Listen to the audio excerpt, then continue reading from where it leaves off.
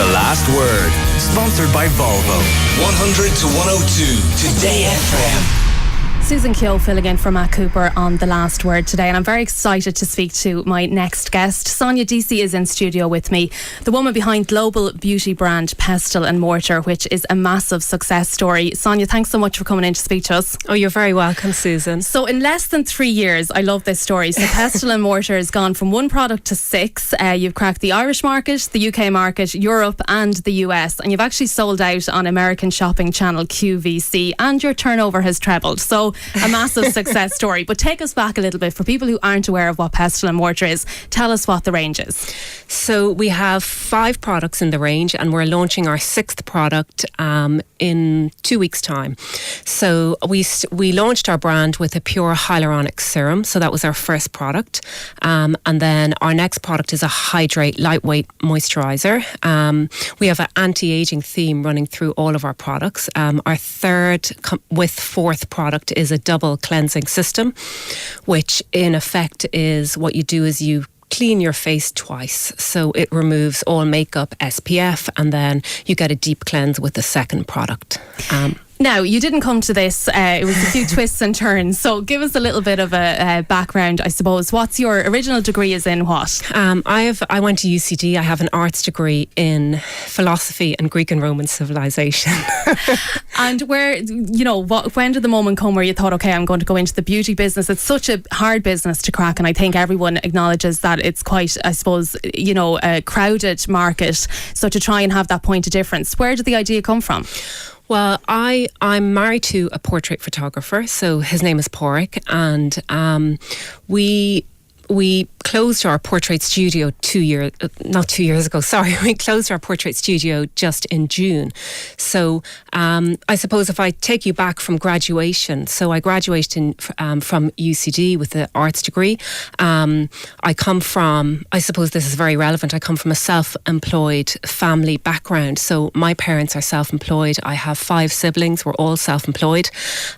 So after graduating, I went to, my dad took a bit of time out from his own business, which was a very large clothing retail store in our hometown in Newbridge.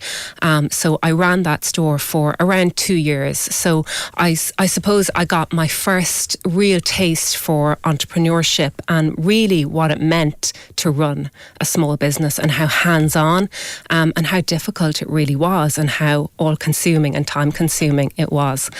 So from there, I joined my brothers were in the wholesale fashion business. So I joined that business, and that was a much larger business than my dad's business. And I worked in Dublin then. And then after that, then I was a fashion buyer, so I travelled a lot. And then I got married. So myself and Porrick are married 13 years. But when I got married, Porrick, he always wanted me to join his business. So, which was a photography studio. Yes. So we kind of sat down, did the numbers, and it kind of worked that it made sense that I would work with him. So his was a family business as well. So he also comes from a self-employed background. His parents were self-employed. He went to college. He studied photography in Dunleary, and then after he graduated, he entered his family business. So when we got married, I was expecting I got pregnant straight away. So after 3 months, I got pregnant, and we had our first baby within the first year of marriage. And then when I got pregnant on my second child, we seriously sat down and thought about me entering his business, because I was travelling a lot in my family business. So I was a fashion buyer, so I would literally be travelling maybe 3 or 4 times a week. They were only short trips to the UK. But still harder to do. Yeah, they were. I was getting up really early in the morning. And it was in the photography business then. Tell us a little bit about seeing models and watching their skin, and how that helped you come to the idea of Pestle and Mortar. In the photography business, we started travelling we travelled for around 4 years all around the world, educating professional photographers. So my eyes really were opened. I saw how other photographers, how makeup artists prep model skin, and I also saw the results from looking through the back of the lens of the camera, and I noticed that all of the models had one thing in common, that their skin was all dull, dehydrated, and it just lacked that glow. So your sister came into play here then a little bit. Yeah, so, well, I realised that quickly. So what I did was my sister is a biochemist, so I from travelling around, and also my own skin, because we were on long haul flights, we were travelling literally all around the world, from Sao Paulo in Berlin, Germany, France, America, everywhere. My own skin was suffering. So at this time I was around 33 or 34. I'm now in my 40s, but I was starting to think about minding my own skin. So my skin was suffering the same fate as the model's skin was. So I asked my sister, I saw a lot of the makeup artists using products with hyaluronic in them. So I called my sister up and I said, look, does hyaluronic work or not? As a skincare ingredient. Now, she's not in the cosmetic industry, but she's a scientist. She's a biochemist. So what is it? So hyaluronic it's a carbohydrate, and when we're born, we all have abundant amounts of hyaluronic in our skin. Okay, so a newborn baby, they're plump. Their cheeks are all squidgy and plump and smooth and soft. But as we age, it depletes. Yes, so you have to put it back into your skin if you want to get that plump, hydrated, younger looking skin. So you have the idea, you work on the product, and then how do you infiltrate into, again, what I say is such an overcrowded market? How did that happen? You obviously started small in Ireland first.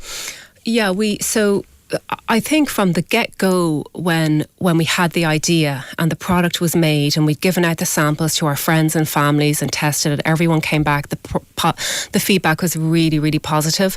I think from that moment, because my husband he's a photographer, but he's really, really creative. So he's the creative director for the brand. So he went about packaging it, yeah. And you always thought big from the word go? We always thought big from the word go. So we had come from running a portrait studio in Newbridge, husband and wife with 2 staff, and we knew in our hearts we loved that business, but we knew in our hearts that business was not scalable.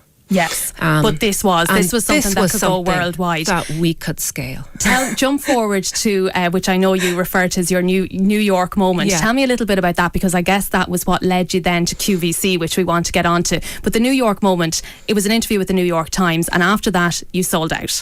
So it was unbelievable. So we in June 2015, our PR agency in New York contacted me and said, Sonia, will you do an interview with this girl called Courtney Rubin? She's a freelancer and she could possibly be writing for the New York Times. She does write sometimes for them. So I said, yeah, no problem. So I went ahead and did the interview. It was on a Saturday night or a Friday night at 10 p.m. because of the time difference. So I'm sitting there on a Friday night at 10 o'clock at night doing this interview that went on and on. It went on literally for an hour, thinking, what am I doing? I'm giving up my evening. And nothing came of it for a while, but she did write that article then. So it was 6 months later. I